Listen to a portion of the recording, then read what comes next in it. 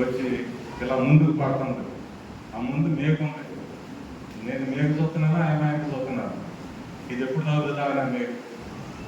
సరే ఊపి ఏమైపోయింది, బాగా నిద్ర వచ్చినప్పుడు ఏమవుతుంది, బాగా ఊపింది. బాగా ఊపి టగేలు మేకు తగిలింది. అసలు ఎవడు చెప్పకుండా నీ ఎవరితో చెప్పట్లేదు, ఇక మెదలకుండా కూర్చుని ఉంది. తర్వాత పాత్రైనా కడిగారు, నిద్ర ఏమైందా బాబా మేకు తగిలింది. చూసారా?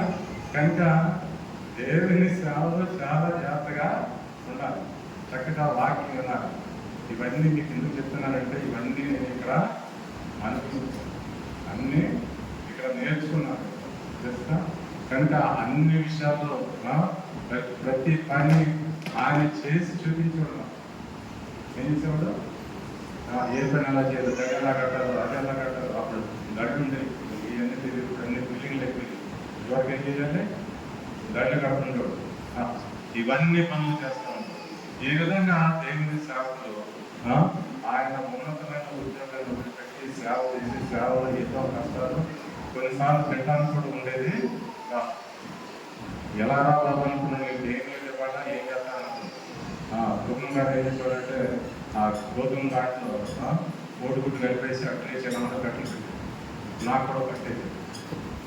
కాబట్టి నేను ఎంత జరుగుతుంది ఎలా ఉండేది, పొట్టికల్లాగా చాలా తెలివిగా ఆమె పిల్లల్ని తీసేది. కోడిగుడ్డు వేసి చక్కగా వేసి చాలా కుటుంబాన్ని జాగ్రత్తగా ఆమె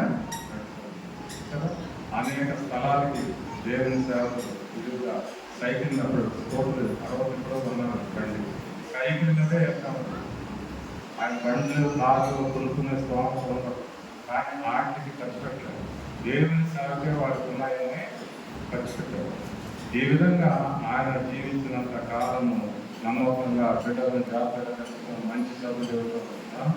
ఆ CSS school first English medium school ప్రత్యేకంగా అక్కడే జాయిన్ చేశారు. తర్వాత మళ్ళా సెయింట్ జేవియర్స్లో జాయిన్ చేశారు. అలాగే అందరినీ మంచి స్కూల్లో జాయిన్ చేసి బాగా చదివించారు. దేవుని సేవ విశ్వాసం. జార్జ్ ముల్లర్ గారు ఆయన 10,000 మంది పిల్లలు పోషించేవారు. రోజు ఏమిగా ఆయన ఒక త్రాగుబోతు, కాకాకాడు, చోదగాడు, తాగుబోతు.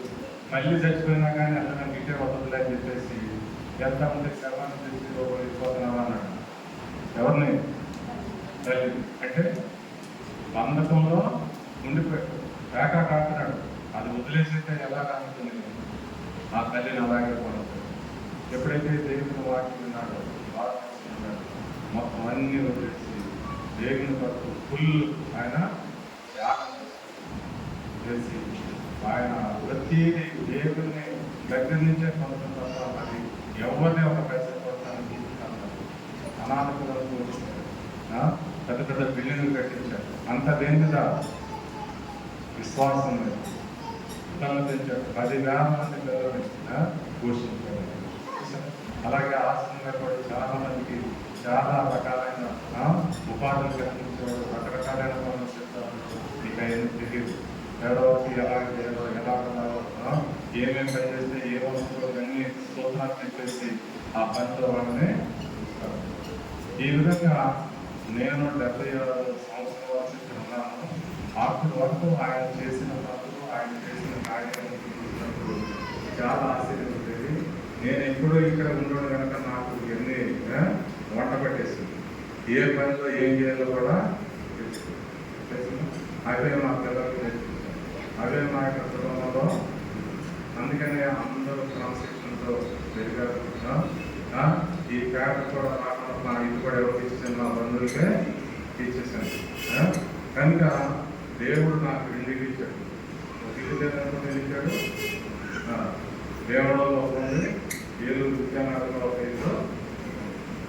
మీరు ఒకసారి వీలైతే దేవడం తీసుకెళ్తాను కదా, తీసుకెళ్ళి మంచి భోజనం ఎన్ని పెట్టించి వాకింగ్ చెప్తాను. టయానికి రాకపోతే మాత్రం చూసుకోండి. కనుక ఖచ్చితంగా చెప్తాను, ఒకసారి చేస్తాను. అలాగే దేవుడు దీవించిన విధానాన్ని మీకు చూస్తారు. దేవుడు ఏది తప్ప చేయదు. నాకు 2022 క్యాన్సర్ వచ్చింది. క్యాన్సర్ వస్తే జ్వరం అనుకున్న డాక్టర్ దగ్గరికి వెళ్ళాను. సెయింట్ ఆన్సీ పక్కన. ఆయన 13 రోజులు సెలైన్ పెట్టింది క్యాన్సర్ ఎక్కువైపోతా ఉన్నాను, రోజు రోజుకి ఎక్కువైపోతా ఉన్నాను. ఈ జ్వరం తగ్గట్లేదని చెప్పేసి ప్లేట్లెట్స్ పడిపోతా ఉన్నాను. ప్లేట్లెట్స్ పడిపోతాయంటే చచ్చిపోవడానికి దగ్గరైపోతుంది. 1,00,000, 2,00,000, 3,00,000 ఉన్నారు, నాకు 15,000, 8,000 ఇలా వస్తుంది. ఇంక లాభం లేదని చెప్పేసి మణిపాల్ హాస్పిటల్కి వెళ్ళాను. వెళ్ళిపోతే అక్కడ నాకు ఇక్కడ ఏం చేశారంటే క్యాన్సర్ ఇక్కడ స్టార్ట్ అయింది లేదు అని చెప్పేసి అక్కడ ఆపరేషన్ చేసి ఆ యొక్క ఎక్స్రే తీస్తే నా కడుపు నిండా క్యాన్సర్ కాదు, ఇంకెక్కడ చోటు లేదు. నేను మామూలుగా చదవగలను అనుకుంటున్నాను, క్యాన్సర్ ఫుల్గా ఉంది. అది 4th స్టేజ్ కూడా దాటి వెళ్ళిపోయింది. ఎంత 4వ దశ అంటే ప్రమాదం, చచ్చిపోతాడు వాడి బాగా. ప్రభావాన్ని చిత్తమైతే నన్ను తీసుకో, లేకపోతే క్యాన్సర్ పేషెంట్కి ప్రార్థన చేసేలాగా నన్ను రెండిట్లో ఏదో చేయమని ప్రార్థన చేస్తున్నాను. ఆ ఫోటో ఎక్స్రే తీసి చూసినప్పుడు మీరు ఎన్నడూ ఈ మాట బయటకు వెళ్ళిపోతాను. 47 చదువుతాడు, 57 చదువుతాడు, 60 చదువుతాడు, నీకు 72 ఉన్నాయి, నేను పాపం అన్నాను. మీరు ట్రీట్మెంట్ ఇవ్వండి, నేను బతుకుతాను అన్నాను. ఎవరైనా అడిగినా చెప్పగలరు? ఎవరిచ్చారు? నాకు దేవుని వాక్యం యోగ గ్రంథం 24 అధ్యాయం ఇంకేమో 22-24 వచ్చినట్లయితే నువ్వు సావాలన్నా నేను సావాలన్నా నీకు అభయం ఇస్తాను, నేను కాపాడతాను, నీకు తోడుగా ఉంటానని వచ్చింది. దేవుడు మాట్లాడతాడు నీతో. ఎవరు చెప్పగలరు? ఏ డాక్టర్ చెప్పగలరు? చెప్పగలరా డాక్టర్? చెప్పండి పురుషులు. ఏ డాక్టర్ అయినా నేను బతికిస్తానని చెప్పగలరు? చెప్పలేదు. కానీ దేవుని వాక్యం ఏం చేస్తుంది? నిన్ను నీ పాపాలు ఒప్పుకున్నప్పుడు నువ్వు మరణం నుంచి కూడా ఏమవుతావో 12 కీమోలు ఇచ్చారు. ఒక నర్సు వచ్చింది, రైల్వే నర్సు.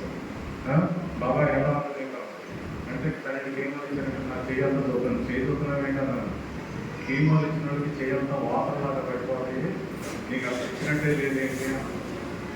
ఎవరు చేశారు? ఆ 12 కీమోలు ఇచ్చినాక మొత్తం మధ్యలో ఒకసారి పరీక్ష చేశారు. 6 కీమోలు అయినాక నీ పరిస్థితి ఎలా ఉందంటే ఆ కణాలన్నింటిలో సగం నయం అయిపోయింది, కొన్ని మాయం అయిపోయింది. ఆ డాక్టర్ గారు నన్ను అడుగుతున్నాడు, ఇదేంటి నయం అవ్వాలి కానీ మాయం అవుతున్నాయి కాదు. ఎవరు మాయం చేసేది తెలుసా? నువ్వు యథార్థమైన భక్తి చేస్తే దేవుడు నీ జీవితంలో గొప్ప కార్యాలు చేస్తాడు. ఆ యథార్థమైన భక్తిని నేర్చుకోండి. ఆ నేర్చుకోలేక ఏం చేయాలి? మన ప్రతి పాపము ఒప్పుకోవాలి. నువ్వు ఎంత పాపమైన పరంగా నేను ఎలా ఒప్పుకోను, ఈ వయసులో ఏ వయసు అయినా పర్లేదు, నువ్వు సత్య వయసులో ఒప్పుకున్నా పర్వాలేదు, నీకు వయసు ఏం లేదు. ఏ వయసులో అయినా సరే నీ పాపాలను ఒప్పుకున్నప్పుడు దేవుడు నిన్ను రక్షించడానికి సిద్ధంగా ఉంటాడు. యోనా ఏం చేశాడు? దేవుడు చెప్పిన మాట విన్నాడా? యోనా కోసం విన్నాడా? ఏం చేశాడు? దేవుడు ఇచ్చేద్దాం కాబట్టి నువ్వు చెప్పేది నేను ఇచ్చేద్దాను అన్నాడు. వీడి వల్ల ఎంతమందికి నష్టం వచ్చింది? ఆ ఓడలో ఉన్న వాళ్ళందరికీ ఆల సామాన్లన్నీ బయటపడేశారు. పాపం చేసిందాడు సామాన్లు పోయినాడు. సంఘంలో పాపం చేసేవాడు సంఘం అంతటికి ఏమొస్తుంది? నష్టం వస్తుంది. ఈయన ఎంత బాధ్యత ఏమన్నాడు? సత్యాన్ని రోజు మార్గం గురించే చెప్తారు. పాపంతో ఉంటే నీకు ఇంక మార్గం సరిగ్గా వస్తుంది. ఎవడో ఒకడ పర్వాలేదు కానీ అందరూ మార్గం రాకపోతే ఏమన్నా మీరు తెలుస్తా జరగదు. కనుక మారు మనసు పొందాలి. దేవుని వాక్యానికి చూడవాలి. నీ పాపాలు నువ్వు అడుగు దేవుని ప్రభా నాకు నా భర్త తీసింది, నా భార్య తీసింది, నా పిల్లలు తీసింది, ఎలా ఎలా అని చెప్పి నువ్వు దేవుని దగ్గర మొదలుపెట్టు. ఉపవాసం రాదు. దేవుడు గొప్ప కార్యాలు నీ జీవితంలో చేస్తున్నావు. కనుక దేవుని యొక్క చిత్తంలో నువ్వు లేకుండా నువ్వేమీ చేయలేదు. మన ప్రార్థన